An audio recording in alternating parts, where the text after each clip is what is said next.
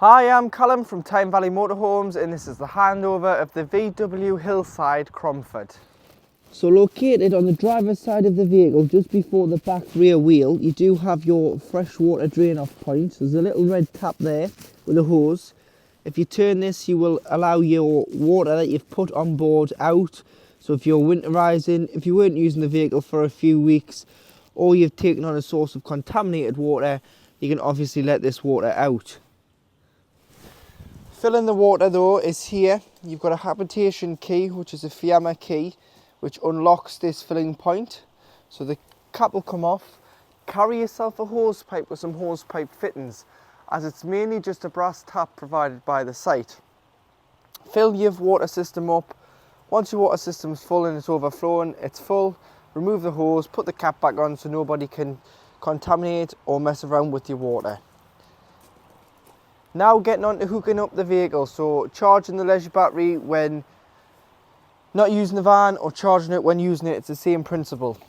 So you get your hookup lead, lift the collar, slide it onto the van first, then make the other side of the cable live, whether that's charging it at home and connecting it to the outdoor socket on the driveway or in the garage, or whether that's connecting it to the site when using it. It's the same principle. Always hook the vehicle up first, then the site, and do it in reverse order when unhooking, so that you're never walking around with a live cable in your hand. On the back of the vehicle, you've got your low-level factory-fitted reversing sensors. You've also got a tow bar with 7-pin electric, so it's a detachable brink tow bar. Open the tailgate. There's your rear view camera, reversing camera, should I say. You do have your external shower point. So your hose is here. You can get a pressurised flow of water to hose the dog off, the bikes, the kids, the boots. You've also got a 240 volt socket when hooked up, this will work, and a 12 volt socket. Your cassette's in here, so when your cassette indicates it's full, to get the cassette out, to empty it, rinse it and replenish it with chemical, you would lift this green lever up and slide the cassette out of the back of the van. You've then got a handle, so you can either carry it, but if it's a bit too heavy you can wheel it to the disposal point if it's a fair distance from where the pitch is. And to empty, you would remove the black cap here. Once the black cap's taken off and you're starting to pour the contents of the cassette out, press the green button here at the back. Allows a bit of air and stops it glugging, gives it a consistent flow.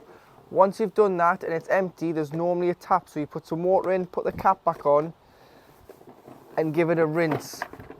And then what you would do is you would put about 120 ml of either green or blue liquid chemical down here. Once you've got that in, you can then pop the cassette back into the van. Once it's back inside the camper, you can then use it, but you remember you do need to put liquid in there to break up everything in the cassette. Now talking about your gas, so we've got your gas bottle out because I'm going to show you how to connect it. You need to connect it outside the locker first. So you've got a screw on pigtail, so what you need to do is put the pigtail on the top of the bottle and then turn the bottle, and it's left to tighten, right to loosen. You'll know when the pigtail's getting tight because it'll start to get tight, then it'll break the seal on the bottle, you'll get a little smell of gas, and then you'll be able to nip it up. And once it's nipped up, you'll know because you can't turn it anymore, the bottle is now on the vehicle. Turn it on at the top, make sure that you turn it off before you start driving, so it's safer for you and other road users. Once it's turned off and once it's situated in here, there's some straps. So you would strap the top and the bottom of the bottle to ensure that it's safe. And this bottle is a 907 camping gas bottle. So you would pop the bottom of the bottle in first.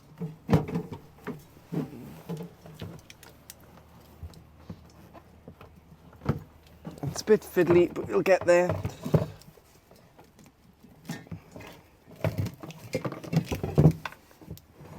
I may have to pop the top in. Yeah, that's the top first.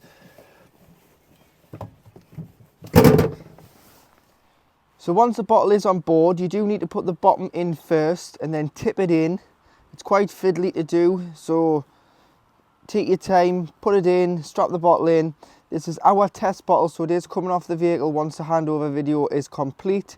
But this is a Camping Gas 907 gas cylinder, which you can buy from the likes of Go Outdoors, the gas stations such as a colour dealer. You'll be able to get one of these, and these are about 40 to 50 pound, and then once it's empty you would just get another one. At the passenger door, this is where you fill with diesel. So as a diesel filler, remove the cap and you can fill with fuel. You do need to have the door open to get the flap open though. If you need to turn your passenger airbag off, it's done with the key, which is on the side of the dashboard on the passenger door. And your bonnet release is in that corner there, so you've got a lever just there to pop the bonnet. So now underneath the bonnet you do have your chassis number and your weight plate sticker at the back, which gives you your gross vehicle weight of 3 tonne, train weight of 5.3 tonne, and a front and back axle weights. You also your paint codes on there and your chassis number, so if you need any of those details, they're on there on the VW Transporter. Brake fluid, power steering fluid, oil, dipstick for checking your levels, oil filler, screen wash, and your coolant. And then this side you do have your engine battery, so you've got a negative this side and a positive this side. So if you ever need to jump start the vehicle, red on this side, black on that side, and you'll be able to give or receive a jump start of the van. So to operate your main 12-volt control panel, when you come into the van, you'll want to view your battery level here. This is your leisure battery, so make sure it's unhooked to get a true reflection of the charge in your leisure battery. You've got your water pump, so if you're using the taps, toilet, exterior shower at the back, this needs to be on to get a pressurized flow of water through the system, otherwise the pump will not be on. This is your lights within the van, so your master switch for your lights. This one is your fridge, and this one is your tank heaters in your waste and fresh water tanks if fitted. So you'll be able to turn them on if this vehicle has them, because this is just a generic control panel. It might do, so if you turn them on when you're away in the winter, it'll stop the water from freezing. Your 12-volt compressor fridge is controlled off the control panel, so make sure the switch is turned on, which will give the fridge life off your leisure battery. And then you'll be able to choose the temperature here. Obviously when pre-chilling you might want it on full. When you put your shopping in, after it's been on for a few hours, you might want to turn it down so that it doesn't freeze your shopping. When you're not using it, if you just put this catch into vent, clip the door in, the door's not shut fully, so it allows air to circulate in and out of the fridge to avoid smells when leaving the van stood up for any length of time. But it is good practice just to give it a wipe out with some flash wipes or Dettol wipes and take everything out so that you've cleaned the fridge and then you've left the door open so the air can circulate. Your other control panels, which are located just on the side of the washroom, you've got your fresh water reading here. You've also got your hot water system. So this vehicle has a hot water system, but it's only on electric. So to heat your water up on electric, you need to turn the switch on, which is 240 volt HW hot water. Turn that on. The tank is underneath the seat here. So you've got a tank there and you've got a leisure battery. You've also got some fuses in the corner, so do carry some spare fuses. But now getting back onto the control panel. So we've talked about the hot water. We've talked about the water levels. Heating the vehicle, you can do it one or two ways. So if you're wild camping, you'd use your Iberspacher diesel heater. Make sure that you've got 1/4 of a tank of diesel or more. You'll just press here, it'll stay on. You'll be able to adjust the temperature to what you want it to be. It's going back to 14 because the 14 is what it already detects inside the van. Whereas if I turn it up, it's going up to 17. And then as it starts to warm itself, you'll be able to turn it up some more. If you wanted to just recirculate the air within the van, you can turn this setting on. So turn that off, and then you've got this blue light that comes on, which is recirculation, so it's just a fan. But at the minute we want to heat the vehicle, so that's on diesel, quarter of a tank of diesel or more in the main engine tank. Otherwise, if it's any lower, it'll just pull in air and it'll not pick up any diesel because it's on a different level to the van. Van's lower down, diesel heater's further up, so that it always allows there to be diesel in the tank, so it's not drained if you parked up for any length of time. However, if you are on a site, you might not want to use the diesel heater. You might want to use the diesel heater just to warm the vehicle up first, or if you're wild camping, use the diesel heater. But if you're hooked up, you can use the plinth heater. So this is a 700 watt plinth heater, and you just turn it on and off here, and it will just allow the air out here, hot air, to circulate around the van by itself. So this is one way of heating the van when you've paid your site fees and not wasting your diesel. However, if it's really cold, you can have the diesel heater on to blow round the front and back of the vehicle a little bit better and get the van up to temperature quicker. Your cooking facilities, you've got 3 gas rings and an oven and grill, which all works off your gas bottle at the back. Slide up sockets, so these work on mains 240 volts. You've got 3 sockets and 2 USBs, and a little handy light to say that the power's on. So they'll only work when you're hooked up. Make sure these have been left to cool before you put the glass lid down, otherwise you will shatter the glass. Making sure the pump's on, you'll get a pressurised flow of water. And your hot water there is getting warm, so your water system on electric is working.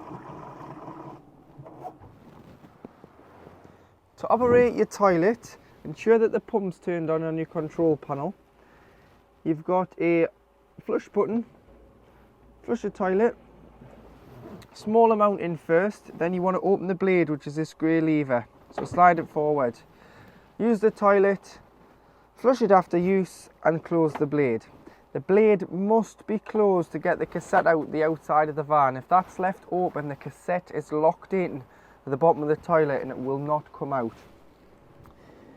When your cassette is full, you'll get the light here to indicate that it's full. It's fresh water fed off your main freshwater tank. So if you're using any pink liquid, put a small amount of pink in a spray bottle, spray the bowl. It'll be a bowl cleaner and it'll go into the cassette. Your blue or your green will go into the cassette to break up anything in the cassette itself. You can turn this. You've got a door here which is turnbuckle clipped onto here when travelling. Take that off and you can put that across the back. And you've also got a privacy blind on the back as well of the back window of the tailgate. Tabletop, table legs stored in here as well, and you've also got your battery charger. So your battery charger charges your leisure battery when the vehicle is hooked up. So leave this turned on. It's located here, leave it turned on. Once it's hooked up, it will charge your leisure battery. When it's not hooked up, it won't have any power to it because it's a mains 230 volt item. Your hand basin, which is also hot and cold tap. So there's your hot water coming through in the hand basin as well. It's quite warm. Storage in the back.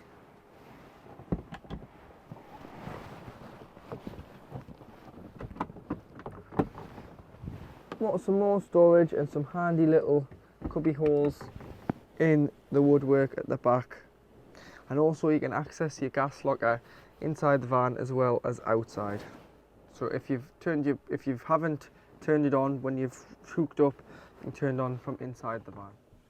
To turn the seats, located on both outer sides of the seats, once both are pointing forward, you've got a little red catch. So if you push that forward, you'll be able to turn the seat. If the seat doesn't turn, just grab the front, pull it forward on the runners and you'll be able to turn it round. So turn it round into the rear. So once the captain seat is turned, you need to, with the driver's seat, if it's down in the lowest position, you need to jack the seat up so it clears the base. You'll be able to turn it all the way around, and then you want to ensure that you've pushed it all the way to the front, both seats to the front. So grab the bar again, slide them back so that you get all the space, and then it's dead easy to make the bed. All you need to do is, there's two levers, there's one here.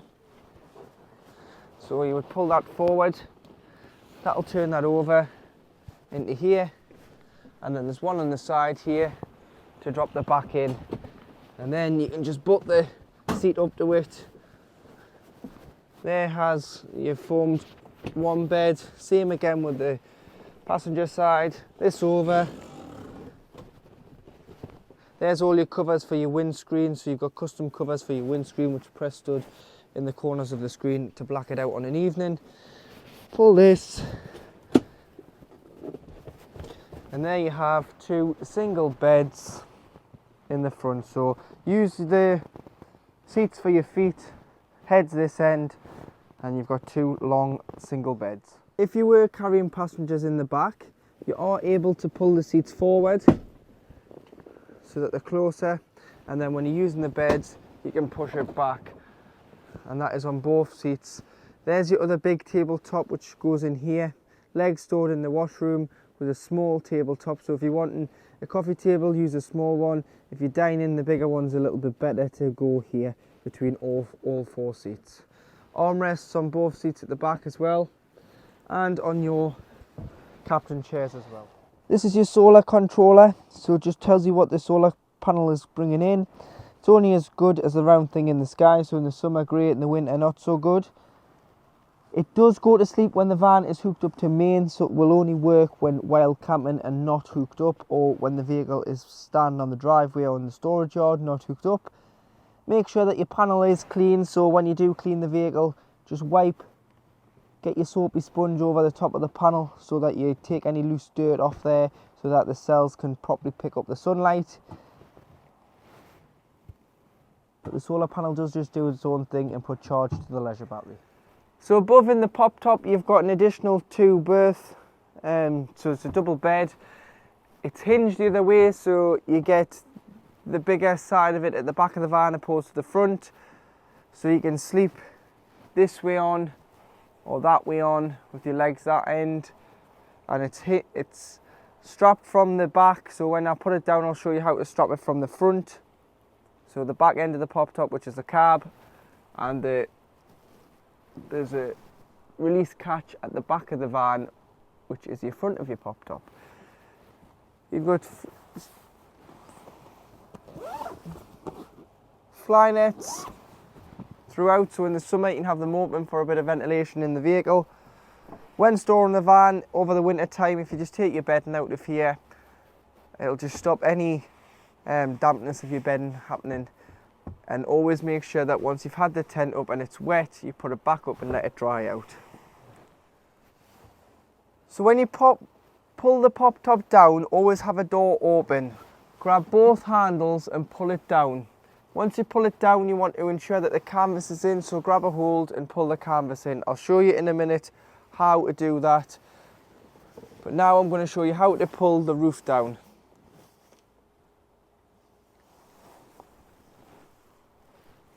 So grab the handles first. It's a bit tricky, there's 2 people in the back here trying to film this. Tight space. Grab a hold of the handles, pull it down, and then you want to pull the canvas in. Once the canvas is in, you can pull it all the way down. Make sure the canvas at the back is rolled up, and then the roof does come down. But this is probably better to be shown in person when you collect the van, because it is a bit tricky with space in the back of the vehicle. So now in the cab, once you've put your roof down, you need to secure it, so that you need to feed this strap through here,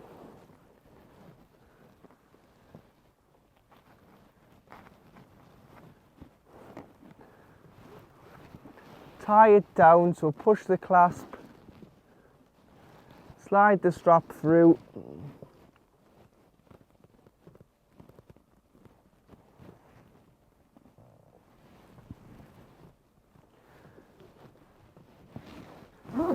pull it down, and you've got one of them either side. Get rid of your access strap and put your corner cover over. And you've got one here and one there to secure the roof.